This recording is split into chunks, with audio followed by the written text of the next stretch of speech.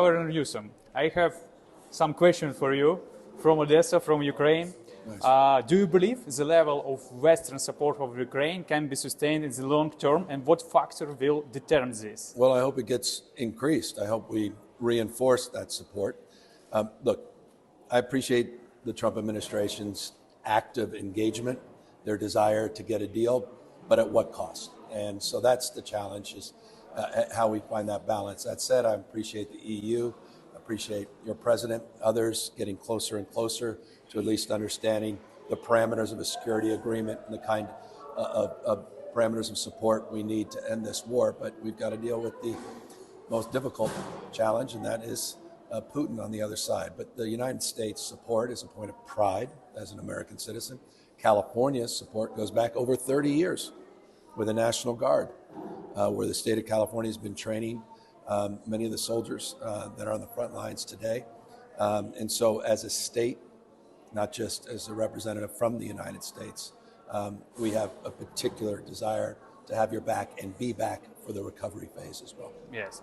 Our next question. Do you support Congress approving security guarantees for Ukraine? Of course.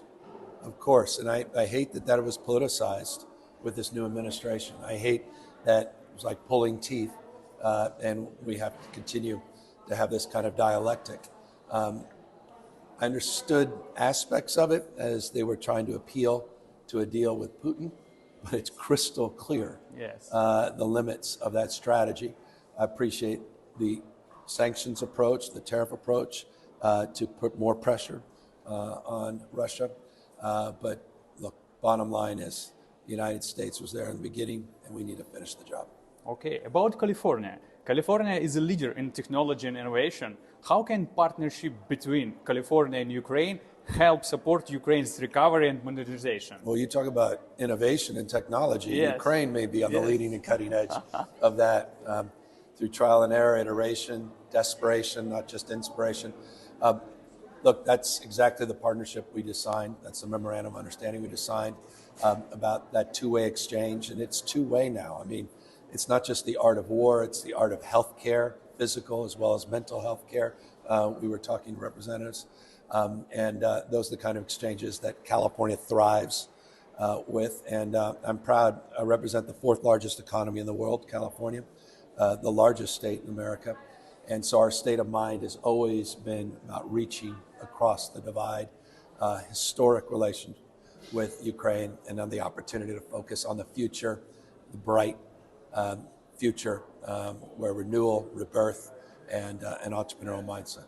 Okay, and last questions from our reader from X. What is your opinion on President Trump's policy towards Ukraine, and what would you do differently if you became president of the United States? No, look, I appreciate it. I'm not here to speak in any contrary terms, except to say this.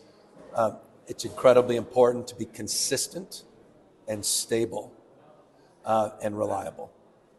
And that's the approach that I think is the most effective. It's the approach that sends the right message, not only to the Ukrainian people, but to Putin, to our European allies. This inconsistent approach to aid and support, I don't think ultimately advantages a faster conclusion to the war. So that would be the approach that I recommend. It's an approach that has fits and starts with the Trump administration, but I think he's at the point where he recognizes that he can't continue to do what he's done vis-a-vis Putin and the support. You got to run a 110-yard dash in the spirit of the Olympics, and that means we've got to finish the job, have the back of the Ukrainian people, and get a peace deal. Thank you for support Ukraine.